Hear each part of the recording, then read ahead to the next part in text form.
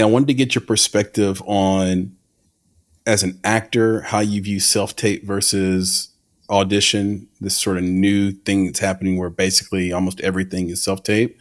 And then as a producer, when you're trying to cast, like, do you have a harder time, easier time? What is your feeling when you have to look at a self-tape versus an in-person audition?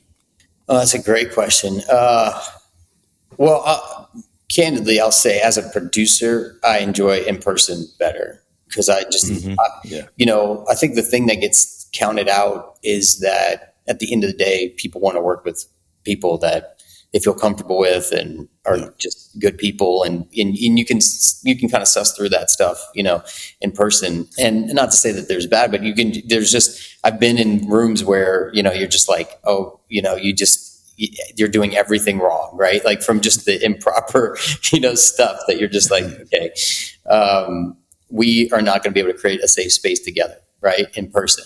But on camera now with on self-tape, I mean, selfishly as an actor, I do love it because I control the environment. I control the time, what I put in.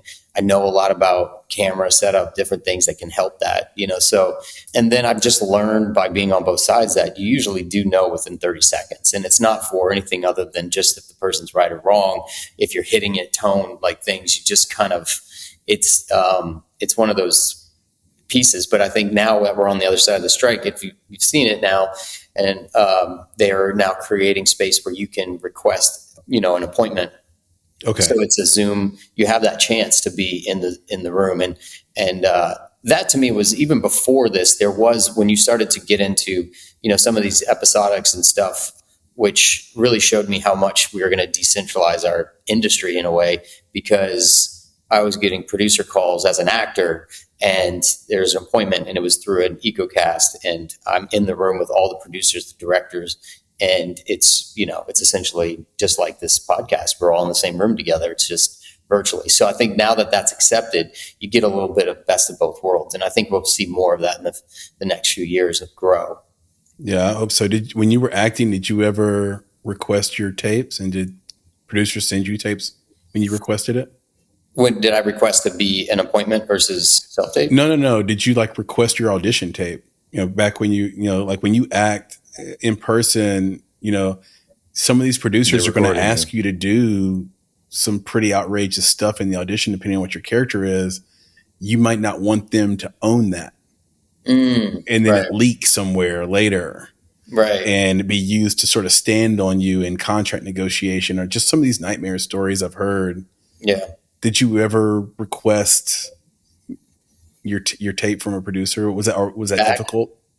No, I haven't. I guess I haven't had a tape or an experience where I thought, I don't want that out. You don't want them to have, right?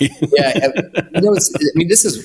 honestly, get my take on the strike and stuff. I mean, one thing I do kind of wish, even though I know it would be a double-edged sword, is I just wish you had, as a producer, we had to pay for auditions.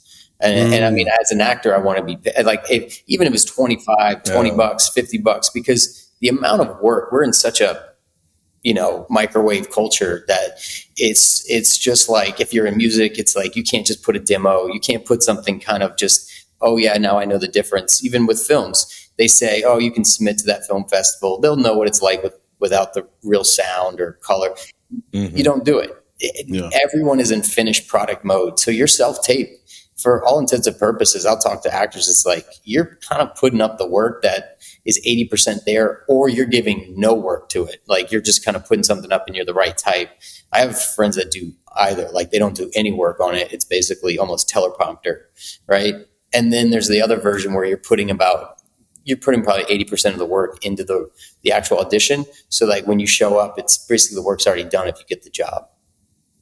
Got it. Yeah, I actually don't dislike the idea, because one of me and Nick's big tenets as EPs is skin in the game.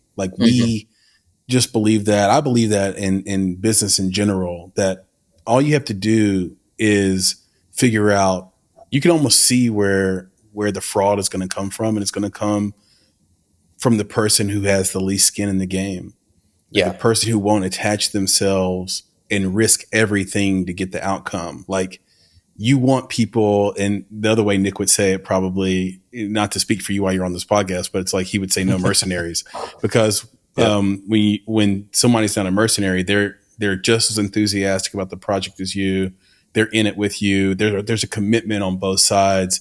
A dangerous contract is one where there's not a consideration on both sides of the contract by both parties. And I think that when you don't pay an actor to come in, then it's completely one sided, and the power dynamic is completely flipped in one direction. Whereas if you had to pay them now, it would be unacceptable for you to come unprepared as a producer to meet each one of these actors, or to leave early, or to call the audition short, or whatever, unless you literally just found the person that's going to play the part. Right. So I love I actually haven't heard anybody mention that, and I love it. I mean, this is the thing. It's like it creates appreciation. I remember when doing theater, there was a producer early days in New York. They were doing off Broadway, and they created that all tickets were free. And they just thought, they're going to put everyone in, and they were going to do this thing because they were trying to get their show to Broadway. And it pushed back in the worst way, because audience didn't really care for the show because they didn't pay for it. It's just this little element of appreciation. You just pay $10, $20 to your point. The double-edged sword is you're going to see less people, right? But if you're not going to get these thousands of submissions, but you're going to be really strategic with that 100 that you bring in because you've budgeted that. And you're right. How much more are you going to, is the person that's sitting in front of you, are you going to take that time to appreciate just the work that they're putting in? And the person's getting paid to do it, so they're going to put work into your work. And even as a writer or as a producer, I'm going to feel better because I know I'm paying the person to be there.